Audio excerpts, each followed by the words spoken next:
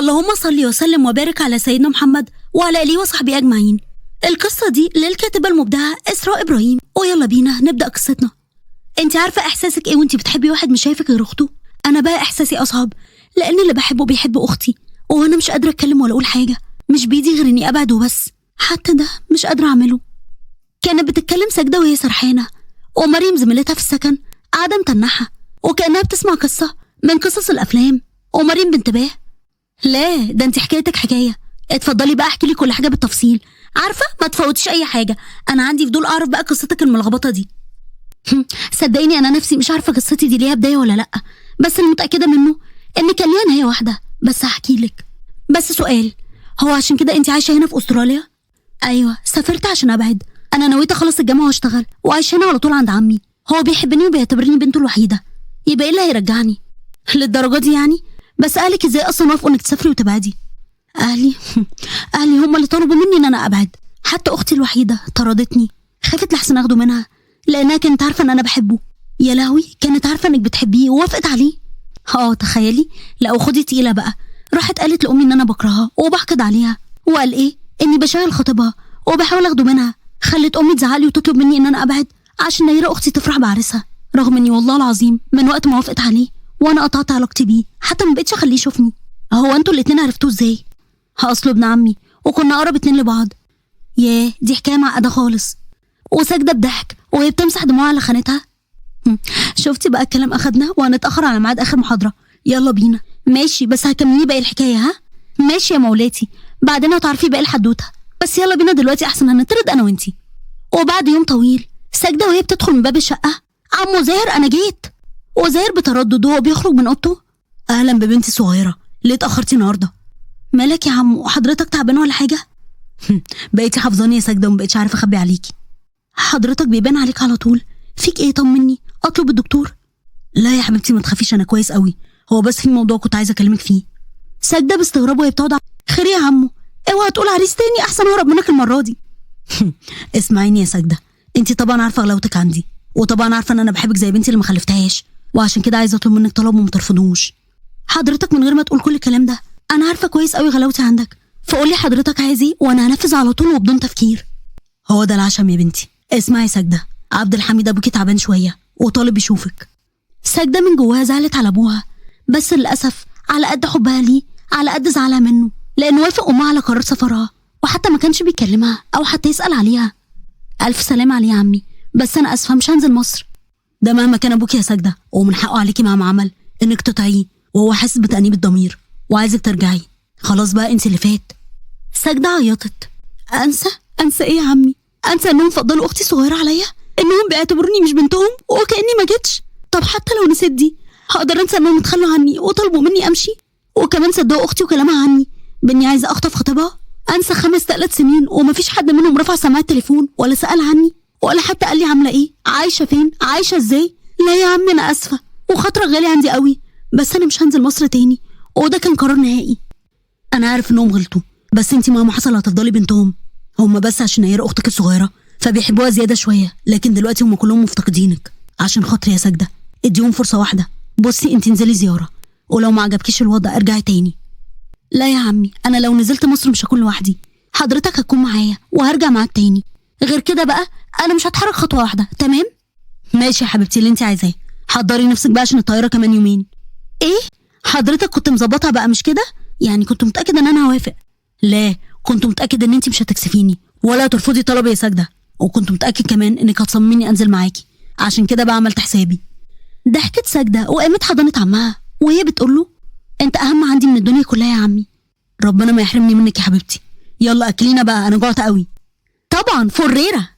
وبعد وقت طويل وبعد يومين عدوا، كانت واقفة ساجدة قدام بيت أهلها وهي بتبص للمكان بخوف، ما تخيلتش انها ممكن ترجع تاني للمكان ده، بس للأسف هي غصب عنها حنت لأبوها لما عرفت ان هو تعبان. كانت ماسكة في ايد زاهر وهي بتبص له بخوف، بس هو ابتسم بحنان عشان يطمنها، ورن جرس الباب. ووقتها ساجدة سمعت صوت صابرين امها وهي بتتكلم، فقلبها دق جامد لحد ما لقيتها بتفتح الباب، واول ما شافتها بصت لها ساجدة بهدوء عكس اللي جواها خالص. اما صابرين فابتسمت بفرحة وحضنت ساجدة قوي. ساجدة بنتي حبيبتي، وحشتيني قوي من عيني.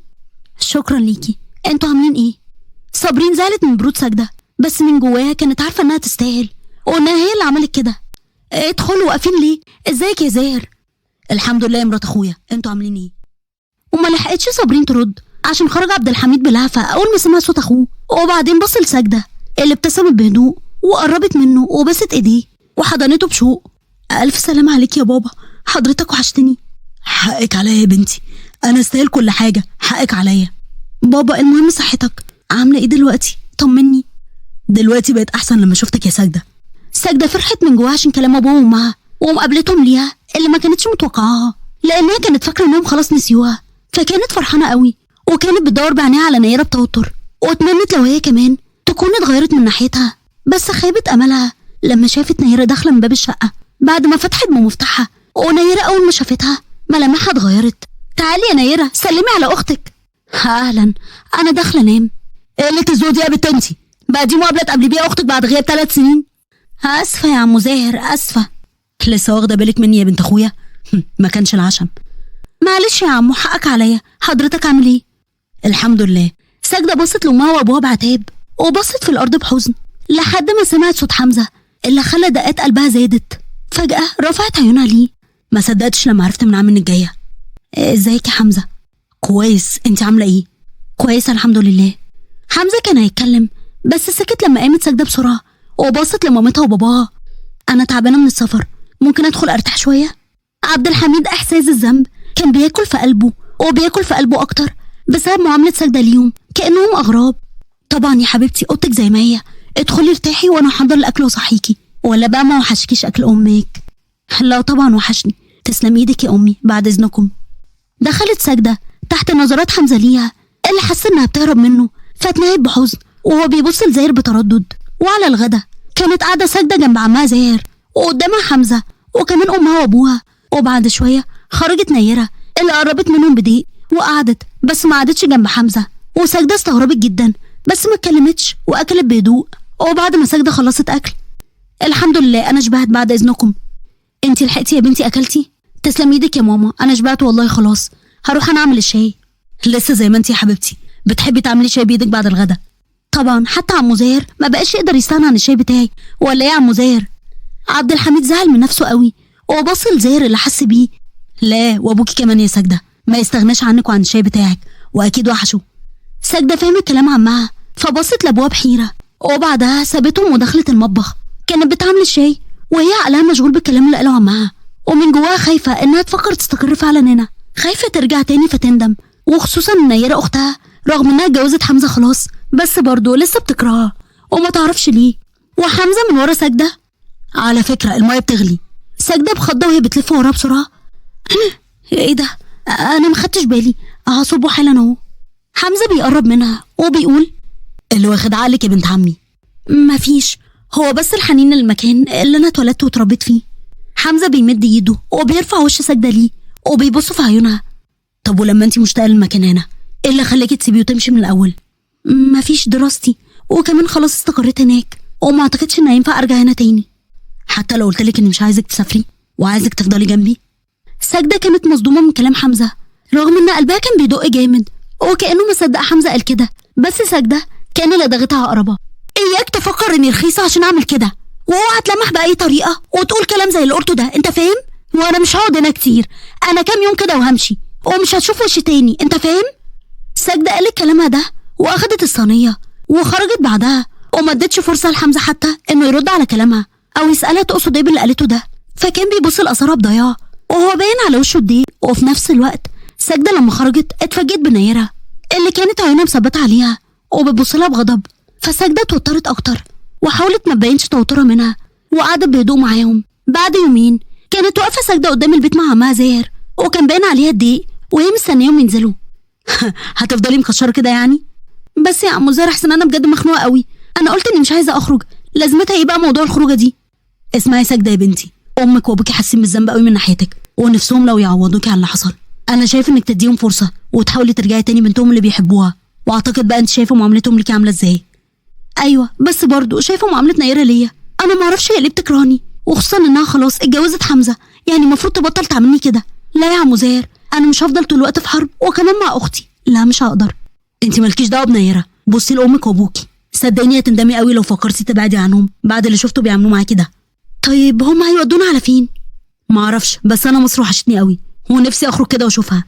يبقى عشانك انت هروح اي مكان والله. ربنا يخليكي ليا يا ساجده. قطع كلامهم نزول عبد الحميد وصابرين ومعهم نيره اللي كان باين عليها انها جايه غصب عنها. ايه ده؟ هو الواد حمزه لسه ما جاش؟ ليلتك سودا معايا يا حمزه الكلب، ده قال لي ان هو في الطريق. صابرين ما لحقتش تكمل كلامها ووقف حمزه بعربيته قدامهم، وحمزه وهو بينزل: والله اسف قوي بس الطريق كان زحمه. ها عليا برضو؟ تلاقيك كنت بتكلمني وانت لسه نايم على السرير. نايم ايه؟ انا من الفرحه من امبارح ما نمتش اصلا. زاهر بص لحمزه بغموض، وساجده اتوترت وبصت بعيد، ونيره كانت فاهمه كل حاجه، وعبد الحميد باستعجال: طب مش يلا بقى ولا هنفضل واقفين كده؟ طبعا يلا بينا، اتفضلوا يلا اركبوا. عبد الحميد وهو بيقعد على كرسي في المطعم: يا رجلي انا تعبت قوي من المشي، منكم لله. كانت فكره عمي زاهر ان احنا نروح الاهرامات، انا ماليش دعوه. ها ده انا كان نفسي اروحها بشكل، بجد فرحانه قوي ان احنا رحنا. انا اروح الحمام وارجع، تكونوا بقى طلبتوا الاكل، اصلا انا جعانه قوي. وفعلا ساجده قامت وراحت على الحمام، ظبطت نفسها وخرجت، بس فجاه لقيت نيره في وشها وبتبص لها بغضب، وساجده بتوتر: خير يا نيره، في حاجه؟ ما تفتكريش انه ممكن يبصلك، اصل لو كان شايفك من الاول ما كانش طلب يخطبني انا، فما تحلميش بقى انه يبصلك. تمام يا نيره، لو هو ده اللي مخليكي بتعامليني كده فاحب اطمنك ان لا يمكن هيكون بيني وبين حمزه اي حاجه، وده لانك اختي وانا عمري ما هخونك ولا حتى اعمل اللي عملتيه فيا زمان، وكمان عشان انا مسافره ومش قاعدالك، ما تخافيش. ها احسن برضو، ويا ريت بسرعه. ها نيره خلصت كلامها ومشيت، وساجده عيونها دمعت وخرجت بره المطعم بتشم هوا عشان محدش يشوفها كده، فكانت واقفه حزينه قوي وهي باصه للفراغ لحد ما انتبهت لصوت شاب بيقرب منها، والشاب باعجاب: اسف بس ممكن اعرف انت متضايقه ليه؟ هو انت مالك يا حضرة؟ ما تخليك في حالك. انا غلطان اني قلت اطمن عليك واسالك زعلانه ليه. طب ايه رايك بقى اعزمك على حاجه؟ ما لحقش الشاب يكمل كلامه لانه اتفاجئ بحمزه قدامه وبيضربه بالبوكس في وشه. حمزه انت بتعمل ايه؟ خلاص ما فيش حاجه حصلت. ادخلي لهم جوه يلا. لا مش هدخل غير لما تيجي معايا، لو سمحت يلا بقى. حمزه بص للشاب بغضب، والشاب وقف بتحدي وهو بيبص لحمزه بشر، فساجده خافت ومسكت ايد حمزه بتلقائيه، وساجده بخوف: عشان خاطري يا حمزه بلاش ويلا نمشي. حمزه لقى ساجده بتعيط بهستيريا وماسكه في ايده بخوف: ساجده خلاص انا مش هتخانق، خلاص ما تخافيش يلا بينا. ساجده مشيت معاه وراحوا مكان تاني، وحمزه فضل يهدي فيها ويمسح دموعها لحد ما هديت خالص، ووقتها حست بنفسها وهي لسه ماسكه ايد حمزه، فسابته بسرعه. كنت خايفه عليا؟ اكيد طبعا مش هحب ان انت تتخانق بسببي. انت اصلا ايه اللي خرجك من المطعم وخليكي تقفي لوحدك؟ اصلي كنت محتاجه اشم شويه هوا وكنت هدخل تاني على طول. طب ما تشاركيني افكارك زي زمان ونفكر سوا. هو انت نسيتي ان احنا كنا اعز اصحاب؟ فاكره، بس خلاص كل حاجه اتغيرت. حمزه هو بيمد ايده وبيمسك ايد ساجده: بس نقدر بايدينا واحنا مع بعض نغيرها تاني ونرجع زي الاول. ساجده قلبها دق وعيونها كانت على ايد حمزه اللي كانت ماسكه ايديها. انت ازاي كده؟ احترم وضعك يا استاذ، واعرف ان اللي انت بتفكر فيه ده مستحيل يحصل، انت فاهم؟ مش انا اللي ابني سعادتي على تعاسه اختي. اصلا انت ازاي كده؟ ايه ما لقيتش فايده في واحده فقلت بقى تشوف اختها، مش كده؟ حمزه انا بكرهك يا حمزه، بكرهك. خلصت كلامها وسابته وجريت ودخلت المطعم، وحمزه متابعها بحزن وهو كل اللي شغله جملتها وانها بتكرهه وفاكره ان هو وحش قوي كده. وعدوا كام يوم تانيين وكانت ساجده فيهم منعزله مع نفسها، حتى اهلها ما بقتش تطلع تقعد معاهم، وقررت تفضل كده لحد ما تسافر تاني. وفي يوم كانت واقفه في البلكونه لحد ما انتبهت لصوت الباب وهو بيتفتح، وكانت صابرين مامتها هي وعبد الحميد ابوها. اخبار بنتي حبيبتي ايه اللي بقالها كام يوم مش معبرانا؟ اسفه يا بابا بس كده احسن ليا وليكم. ليه بتقولي كده بس يا ساجده؟ ده احنا مصدقنا انك رجعتي وسطينا تاني. انا عارفه يا ماما، بس يعني انا مش عايزه اعمل مشاكل تاني، وخصوصا بقى انكم شفتوا معامله نيره، فكده احسن ليا. احنا السبب يا ساجده يا بنتي، احنا اللي فرقنا في المعامله بينك وبين اختك. كنا فاكرين ان احنا كده بندلعها، كنا بنفضلها في كل حاجه عشان هي صغيره، وكنا فاكرين ان احنا كده بندلعها، بس للاسف طلع دلع ماسخ، وحصل بقى بسببه الفجوه اللي بينك وبينها. سامحينا يا ساجده عشان خاطرنا ما تسيبناش تاني. ما تتاسفش يا بابا عشان خاطري، عارف انا لما مشيت ما اكدبش عليكم انا كنت مقرره ان انا ما ارجعش تاني هنا، بس لما جيت وشفتكم اتاكدت ان مهما حصل ومهما قسيتوا عليا برضه انا هفضل احبكم لحد ما اموت. بعيد الشر عليكي يا بنتي، احنا اللي فرحتنا ما تتوصفش عشان سامحتينا. خلاص بقى ما تعيطيش تاني يا ماما، وكده ولا كده يعني اكيد نيرة مش هتفضل قاعدة على طول، كل يومين وهتمشي مع جوزها، وانا اللي هعرفكم هنا. عبد الحميد كشر باستغراب وبص لصابرين اللي بصت له هي كمان بحيرة، بس ما كلموش خالص. وفي يوم ساجدة لقيت حد بيقول لها: انت واقفة لوحدك في الشارع ليه؟ حمزة كان بيتكلم بجدية وهو بيقرب من ساجدة اللي كانت واقفة في الشارع، وساجدة كانت بتبص له بتوتر لأنها أول مرة تشوفه من وقت اللي حصل ما بينهم، فكان بيتكلم بجدية غير ما متعودة عليه. أصلا أنا رايحة الجامعة أسأل على إجراءات النقل. تمام يلا بينا، هوصلك عربيتي هناك. لا شكرا، أنا هعرف أروح لوحدي. اسمعي كلامه من غير مناهدة، يلا اتفضلي قدامي. حاضر ماشي. مشيوا مع بعض وركبوا العربية، وساجدة كانت متوترة جدا. معلش لو هتعبك معايا يا حمزة. حمزة بص لساجدة شوية وبعدين بص قدامه. ولا يهمك، انت بنت عمي ولازم اساعدك. تمام عندك حق، بس انا حبيت اعتذرلك عن اخر مرة وطريقتي معاك اللي كانت غصب عني. عادي يعني، انا فهمت كويس قوي ان مفيش مشاعر عندك من ناحيتي، بس الحقيقة انك وصلتي لي ده بطريقة غريبة جدا ومش متعود عليها منك. ساجدة بصدمة واندفاع.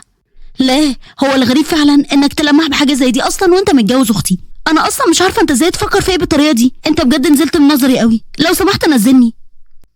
حمزة اتفاجئ بكلام ساجدة فوقف العربية مرة واحدة ومسكها من ايديها عشان يلحقها قبل ما تنزل، فهي بصت له بغضب. سيبني لو سمحت ولا هصرخ والم عليك الناس، اوعى. هو انت قلتي متجوز اختي؟ ايوه، مش دي الحقيقة ولا ايه؟ ولا عشان انت متخانق معاها بقى وهي بعيدة عنك فتقوم تعمل كده؟ حمزة فجأة فضل يضحك بصوت عالي بعد ما فهم ليه ساجدة كانت بتعامله وحش طول الفترة دي. ايه ده؟ انت بتضحك على ايه؟ عشان انت فاهمة غلط يا ساجدة. انا كنت فاهم انك عارفة ان انا سبت نيرة بعد ما سافرتي وحاولت اتواصل معاكي كتير، بس انت بقى كنت رافضة حتى تردي عليا. نعم؟ انت بتقول ايه؟ ايه يعني انت ما اتجوزتش نيرة اصلا؟ بعد ما سافرتي حسيت بفراغ كبير قوي في حياتي، وعرفت ساعتها ان انا عمري ما حبيت نيرة، واني كنت بس شايفة نسخة منك. وقتها رحت لعمي وفهمت اني مش حابب اكمل واني اسيب نيرة، وهو قدر ده وفهمت اني مش حابب اكمل واني اسيب نيرة، وطبعا هو قدر ده وتفهم الموضوع. ووقتها حاولت كتير اوصلك، بس انت بقى كنت رافضة خالص. ساجدة الابتسامة ظهرت على وشها لما عرفت الحقيقة، بس فجأة كشرت تاني لما افتكرت كلام نيرة ليها وعرفت انها هتفضل دايما عقبة بينهم.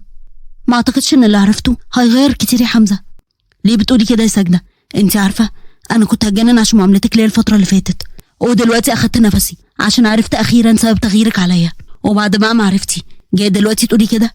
يا حمزة فهمني، انا ما صدقت علاقتي بامي وابويا رجعت تاني زي الاول، فما عنديش استعداد اني ارجع تاني اتغرب بعيد عنهم. كفايه عليا اختي اللي مقطعني بسببك، وبسبب انها كانت عارفه اني بحبك ووافقت عليك عشان تقهرني، وده اللي خلاني بعدت. ودلوقتي انا ما عنديش استعداد اني ارجع تاني من الصفر، حتى لو قلبي متعلق بيك يا حمزة. لو سمحت انساني وشوف حياتك بعد اذنك. نزلت ساجدة من العربية وهي بتعيط بعد ما خلصت كلامها، وحمزة كان مصدوم من كلامها، وعلى قد فرحته انها بتبادل نفس الشعور، وكمان من قبل ما هو يحبها، بس من جواه مكسور عشان اتخلت عنه، وده بقى خلاه يخبط على الدركسيون بغضب وهو بيتنفس بعصبية. وبعدين شغل العربية وساق بأقصى سرعة. بعد أكتر من ساعتين ساجدة كانت راجعة البيت وهي مخنوقة قوي. الخبر الوحيد اللي كان قادر يخليه أسعد إنسانة في الدنيا هو إن حمزة يكون بيحبها، واللي حصل أكتر من كده كمان إنه يطلع أصلا ما اتجوزش أختها من أساسه، وإنه بيحبها وكان مستنية ترجع، بس بإيديها هي اللي ترفض عشان خاطر أختها لتاني مرة بتضحي عشانها. وللأسف هي ما قدرتش، خبطت على باب الشقة وشوية فتحت لها صابرين اللي كان على وشها ابتسامة واسعة. وصابرين بفرحة: ادخلي يا عروسة. ساجدة باستغراب وهي بتدخل: عروسة؟ انتي بتقولي ايه بس يا ماما؟ فجأة سكتت ساجدة لما لقيت حمزة قدامها كان قاعد مع ابوها وبيبتسم لها بحب كبير، فقلبها دق وبصت لابوها باستفهام. وعبد الحميد: حمزة حكالي على كل حاجة يا ساجدة وطلب ايدك مني وانا وافقت، هو انتي كمان هتوافقي؟ ايوه يا بابا، بس يعني من غير بس يا ساجدة، انتي من هنا ورايح ما تفكريش في اي حاجة غير سعادتك، واختك بقى الايام كفيلة ترجع لها عقلها تاني. المهم انتي ما تهدميش سعادتك بايديك يا بنتي. حمزة بحبه وهو بيقرب من ساجدة: هاي ساجدتي، لسه رافضاني برضو؟ متأكد من مشاعرك ناحيتي يا حمزة؟ عمري ما كنت واثق من حاجة في حياتي قد ما انا واثق من حبي ليك يا ساجدة. ارجوكي وافقي ان احنا نتجوز، وانا وعدك اني هحبك كل يوم اكتر من اللي قبله. موافقة يا حمزة. ابتسم حمزة بفرحة وهو بيبص لساجدة بفرحة، فرحة كانت باينة في عينه اللي بتلمع وهو بيبص لها بعشق. وصابرين زغرطت في نفس الوقت اللي عبد الحميد فيه كان بيحمد ربنا انه قدر يرجع بنته لحضنه من تاني. ولحد هنا خلصت القصة خالص. ولو عجبتكم اعملوا لايك وشير واشتراك في القناة وتفعيل زر الجرس على كلمة الكل عشان يوصلكوا اشعار بكل جديد. بحبكم قوي. مع السلامة.